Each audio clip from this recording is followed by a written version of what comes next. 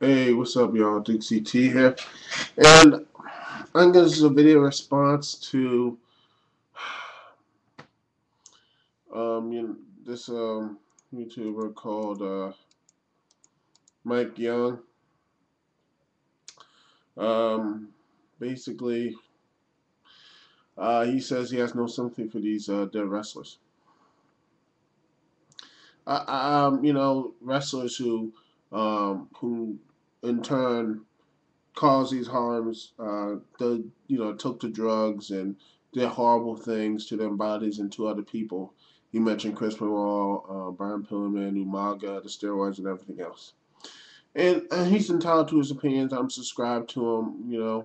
He makes some good points and everything. But honestly, I disagree with you. Very much so. One of the main reasons why I disagree with you because I look at the reasons why they take these drugs. You have to look at the root cause of why they take these drugs. The reason why they take these drugs is because the people. Well, the reason why they take the steroids and take these growth enhancement drugs is to satisfy the big bodybuilding look that this man likes and still likes. That's idiotic mindset from the '80s. That big old steroids type thing. That half the guys don't even know how to work, but yet somehow they got a big old physique. Yep, that guy should go up and push to become a heavyweight champion, what have you. Still show holes to this day. And you have little guys, people who aren't like 5 foot, six, barely even 6 foot guys, taking these stuff and abusing them, including painkillers, because if they get hot streak, because that's another thing. If they get on a hot streak, they're getting pushed, and they have a little injury, a big injury or something, they have to take those painkillers. And the reason why they have to take those painkillers is because if they don't, they're gone. They're history. I mean, they're gonna go. They're on the bench, and they can't afford to be on the bench for so long because the fans are gonna forget about them. And the reason why they have to take those drugs is because they have no choice because of that brutal schedule. They have no choice, and you say, well, they have a choice. They can quit. Yeah, they can quit, but isn't that the But shouldn't it be some onus on the owner, the person to say, hey, these guys are dying, and instead of just doing a fake ass horrible drug policy, which I still think the WWE needs, WWE's is a sham. TNA's one's a sham as well. I don't want to get into that right now, but that sort of thing. But honestly, the one thing that will actually cut it down immensely if you actually, I don't know, cut down the schedule and cut on these damn house shows and pay-per-views and all this other crap that WWE has. There's no excuse for like 13 or 14 pay-per-views, 13 or 12 pay-per-views anymore. There's no more. I mean, there's no point to them. I say it's just 8 shows a year, and after WrestleMania, we have a day or 2 more break, and believe me, it would really freshen things up. Come on, it'll be a lot. I mean, think about it. Freshen things up, which something the WWE really needs to do. They need to do that stuff as well. And if you watch my videos or anything else, my majority of things is I have to cut down the schedule because it will cut down at least the meaningless pay-per-views. And not only that, but it will actually extend the careers of your workers and extend the careers of the people who have basically who extend the careers of your workers and have make happier workers, happier people around them. Happy people in the locker room. You have them time to spend time with their families and what have you. Have to rest up when they have injuries. And they don't have to take the abundance of painkillers and steroids and all this stuff.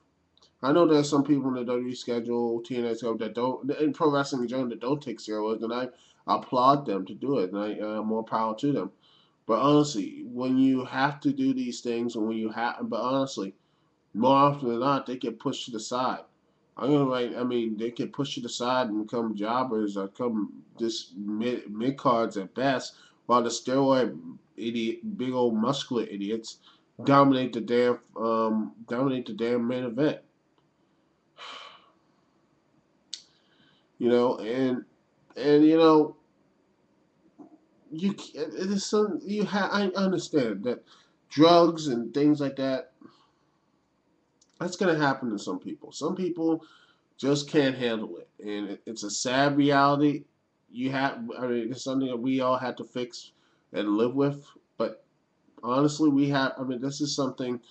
Honestly, but I have tons of sympathy for not only for their families, but for them as well. Because I just can't really be so callous to people, so callous to some people who really just fell into a dark pit of despair, and basically just thought that they had to take these pills and drugs or what have you just to maintain their edge to get into this wrestling thing. And trust me, as long as wrestling still has these crazy schedules, and they still have these things, you're still going to have the deaths pile up. I don't care how good how good the WWE's drug policy. If they still have a fucking horrible schedule, they're still going to have dead people. They're still going to have dead superstars.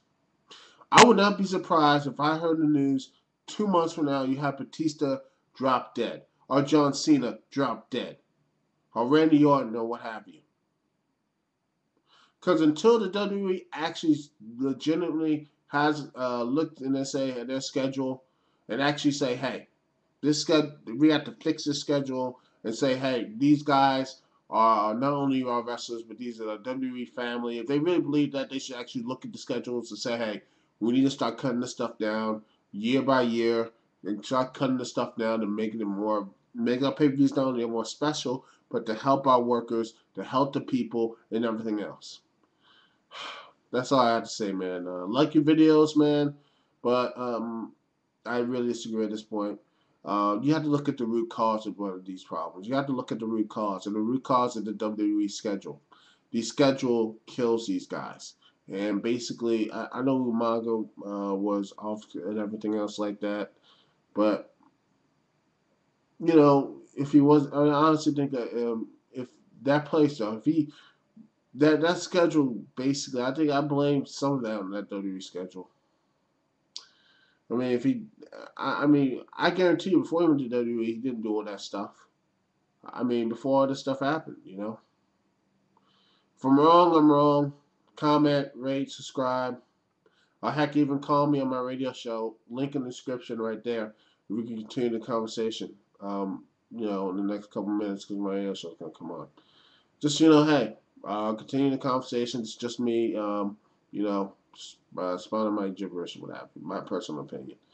Anyway, Duke CT here. Peace and love. I will see y'all. When I see y'all, don't forget, link in the description. Um, Blog Talk Radio. Basically, going to be talking about TNA Impact's TNA Impact's Monday Night debut, what I thought of it, what I thought about everything else, and any other opinions about this, what have you. Anyway, thank you for watching and keeping an open mind. And I'll see y'all when I see y'all. One.